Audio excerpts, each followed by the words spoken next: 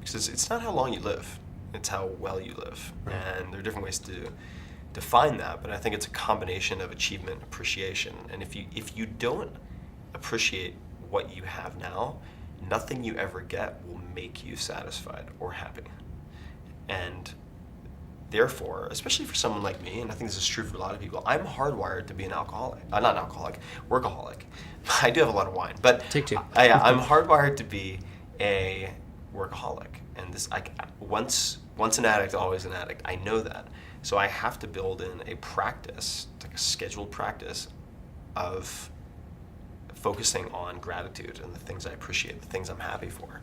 It's very important. It's like a prescription that I give myself. So if I'm watching this and I am trying to appreciate what I have, but I feel stuck, what's your message to those people?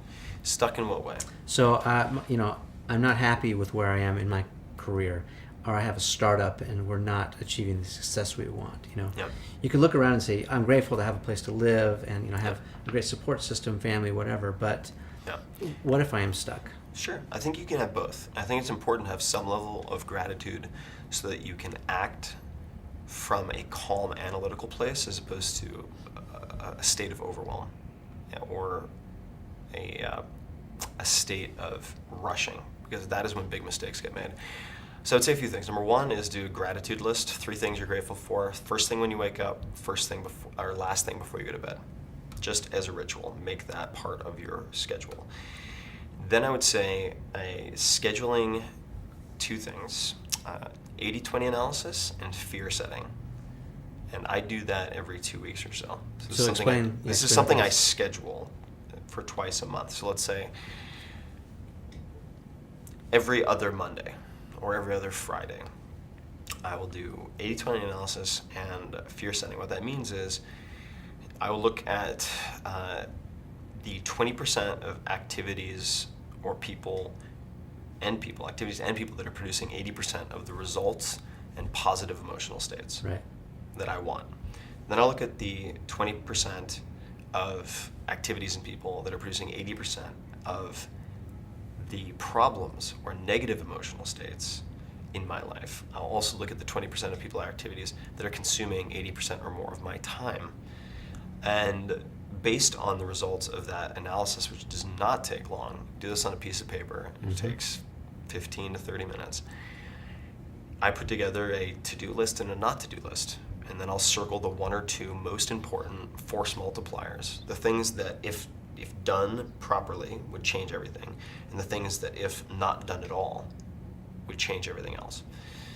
Okay, that's the 80-20 piece of it. The fear setting piece is looking at why you haven't done the most important to do, or why you haven't stopped doing the most important not to do. Addressing the gorilla in the room or the obstacle that's in front of you. Defining your fear very clearly. And it's just like goal setting. If you don't have specificity in your goal, you will not achieve it because you can't aim properly for the target. Fear is very similar. So let's say you're considering shutting down your startup.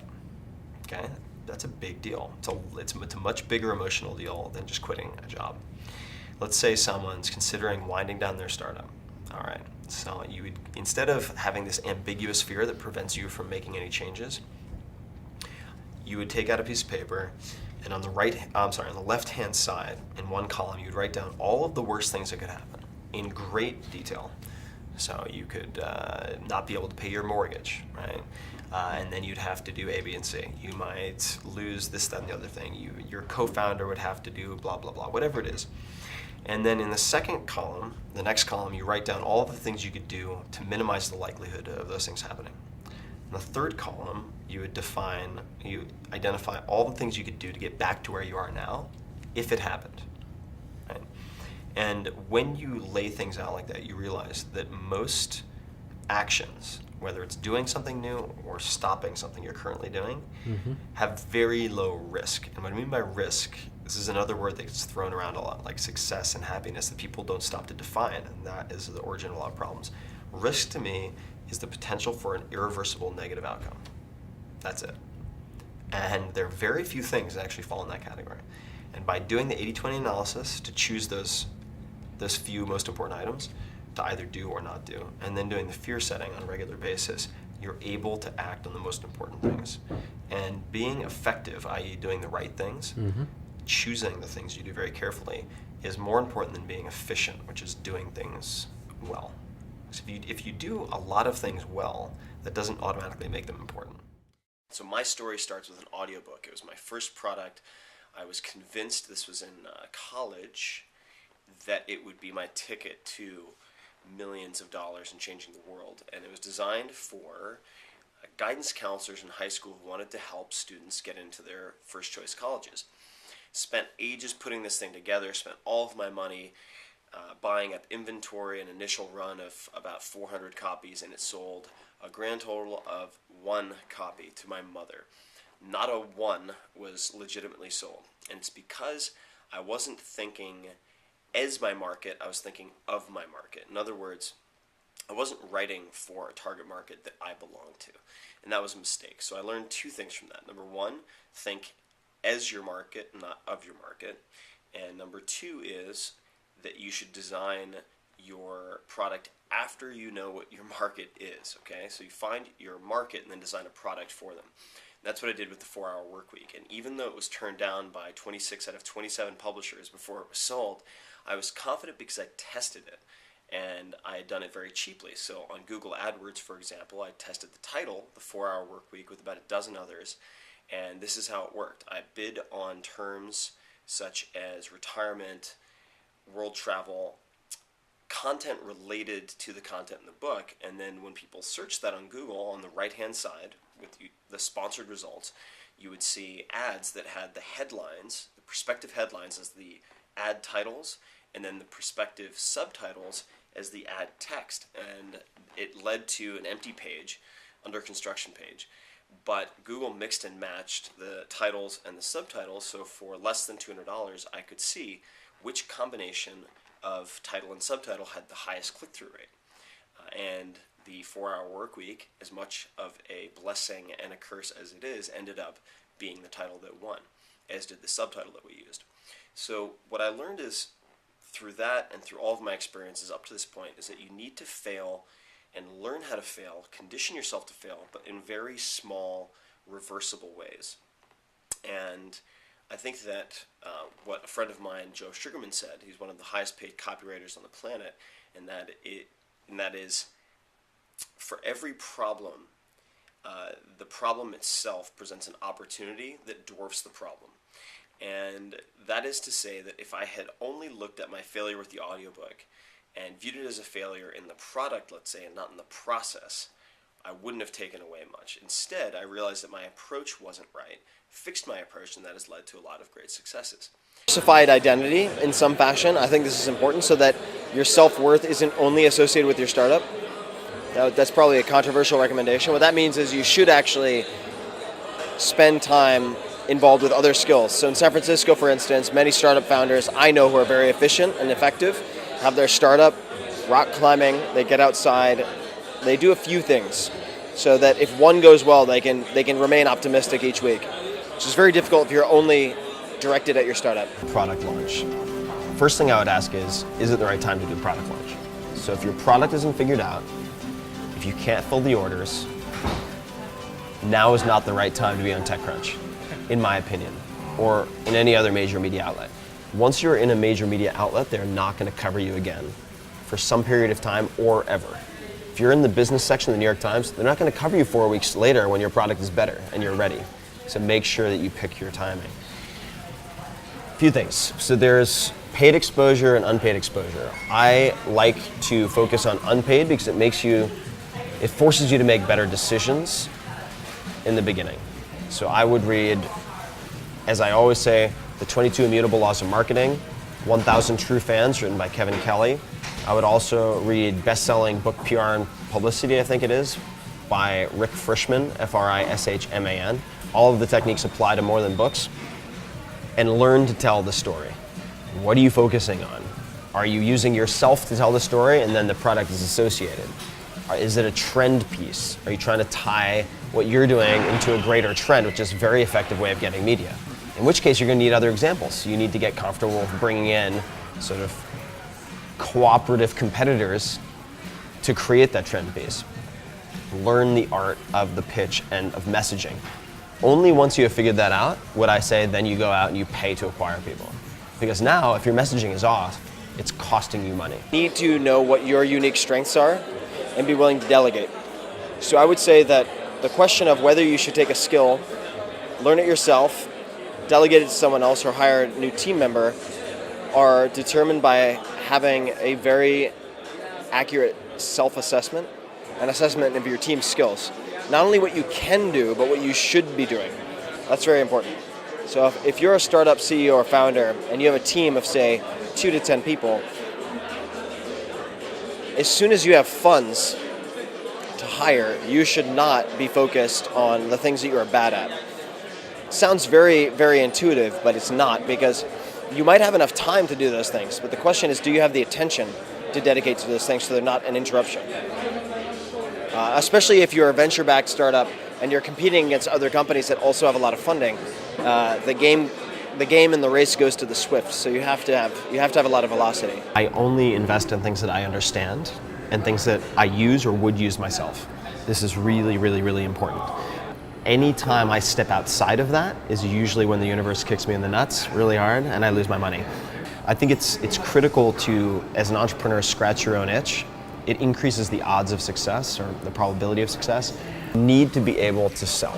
Whether it's Kickstarter, whether it's New York Times, whether it's your local newspaper, you need to be able to communicate effectively and sell, which is why when entrepreneurs ask me for books to read outside of business books, I say, On Writing Well, Bird by Bird, all books on writing, improving communication. David Ogilvy on advertising. Study print ads where you have very little space. I think those are all very, very effective. The best entrepreneurs I've ever met are all good communicators.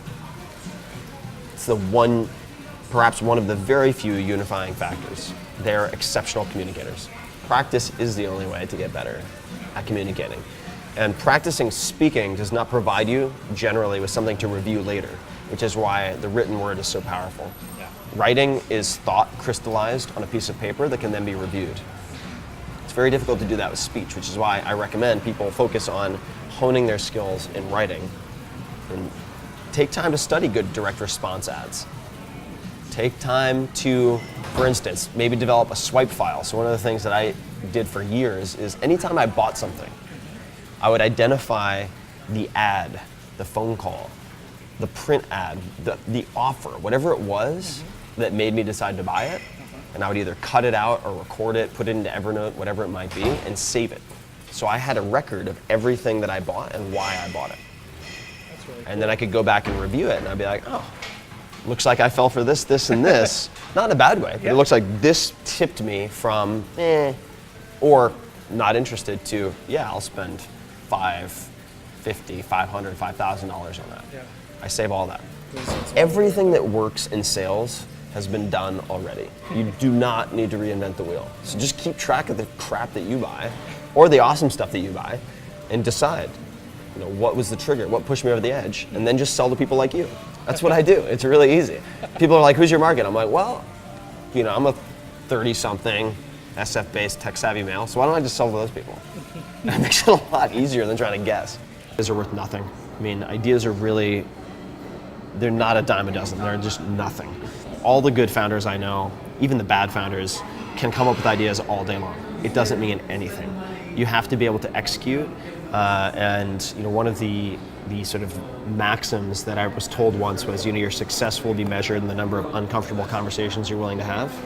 So I often get asked if an entrepreneur should, say, start a business based on one of their passions, or if they should find the most attractive market opportunity and build a business out of that, whether they like it or not.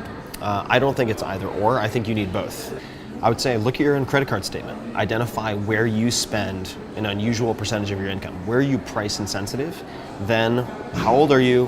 What gender are you? Where do you live?